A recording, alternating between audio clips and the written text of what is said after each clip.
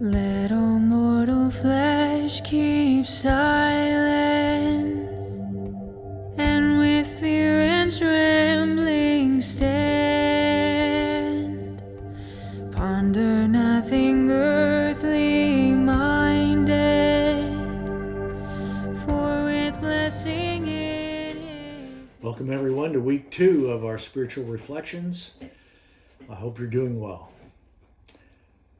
Today's reflection is going to take a little different turn because I received a phone call from Brother George in Tanzania recently, and it made me think about how grateful I am for what I have, and I hope it'll do the same for you, even if you are experiencing hardships of whatever kind. We still have a lot to be grateful for.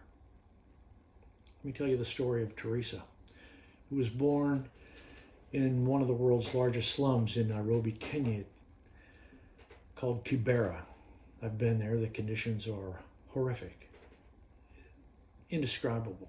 The lack of clean water, toilet facilities, showers, electricity. It's just unbelievable.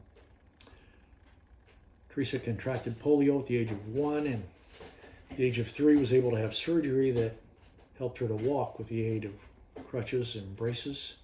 But her father left the family, abandoning them. So her mom had to raise the 4 of them on her own. But Teresa was able to go to school, even get a diploma in information technology, and began a search for another place to live that would enable her to use the toilet facilities properly. She had severe restrictions because of her handicap. Well, she got a job, but after 9 months she became pregnant and was terminated. And then 2 days after her baby was born, it died.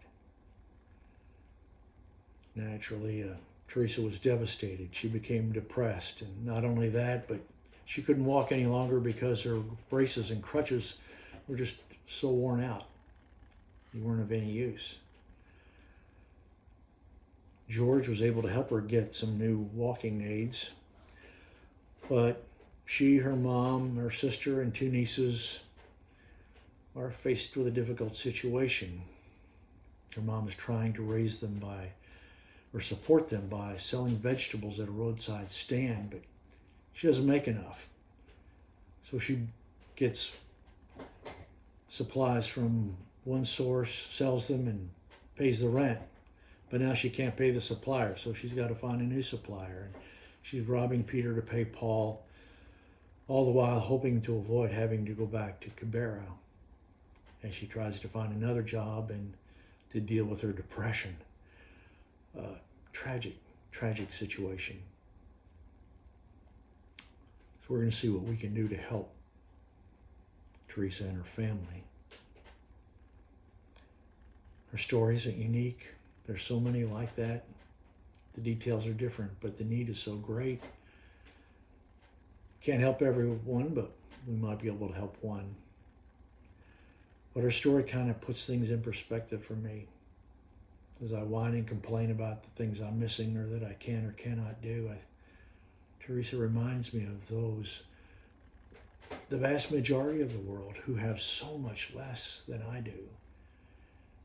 So today I offer this reflection to invite you to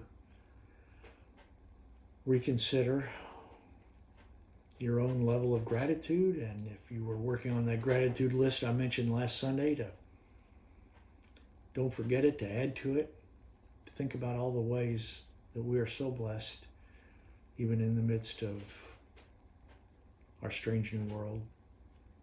The other thing I'd ask you to do is to pray for Teresa, pray for George and I as we consider how we might be able to help Teresa and her family. I hope you have a blessed week, this Holy Week, and that Christ's death and resurrection mean more to you this year than they ever have. Know that I'm praying for you, and please pray for me. God bless, and I hope to see you soon.